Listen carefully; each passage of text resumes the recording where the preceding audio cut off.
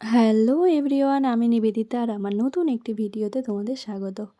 সবার প্রথমে বলো সবাই কেমন আছো? আশা করি সবাই খুব ভালো আছো আর আমিও অনেক ভালো আছি।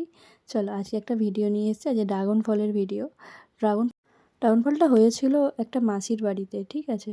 মাসি বলতে ওই যে আমাদের কাকিমা যিনি রান্না করছিল রান্না পুজোর দিনে, ওই কাকিমার বোনের বাড়ি। আর সেখান থেকে আমাদের একটা দিয়েছে, অনেক কটাই নাকি হয়েছে শুনেছি। সেখান থেকে আমাদের একটা দিয়েছে, সেটাই আমি এখন কাটতে বসে গেছি।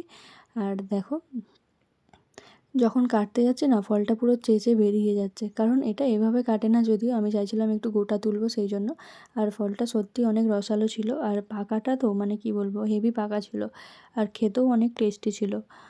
আর এইটা নিয়ে আমি দুবার খেয়েছি। এর আগের বারে তোমাদের দাদা একবার নিয়ে এসেছিলো, কিন্তু সেটা অতটাও টেস্টি ছিল না, কেন জানি না। পাকা ছিল কিন্তু এর মতো এতটা পাকা ছিল না, আর অতটাও ভালো ছিল না। কিন্তু এটা হচ্ছে যে মানে খুবই টেস্টি। হয়তো এটা ঘরে গাছে লাগানো, মানে সার খোল সেইভাবে দেওয়া হয়নি হয়তো, সেই জন্যই হয়তো এতটা টেস্টি হয়েছে। আর দোকানেরগুলো পাকানোর জন্য তো অনেক ওষুধ টষুধ দেয় শুনেছি, সেই জন্য হয়তো ওই ফলটা ওই রকম ছিল, কিন্তু এটা অনেকটাই টেস্টি ছিল।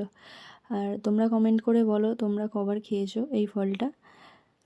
আর দেখো আমি একটু নুনও দিয়ে দিচ্ছি, যাতে একটু নোনতা নোনতা ভাব আসে এর মধ্যে। চলো এবার সবাইকে আমি একটু দিয়ে দিই।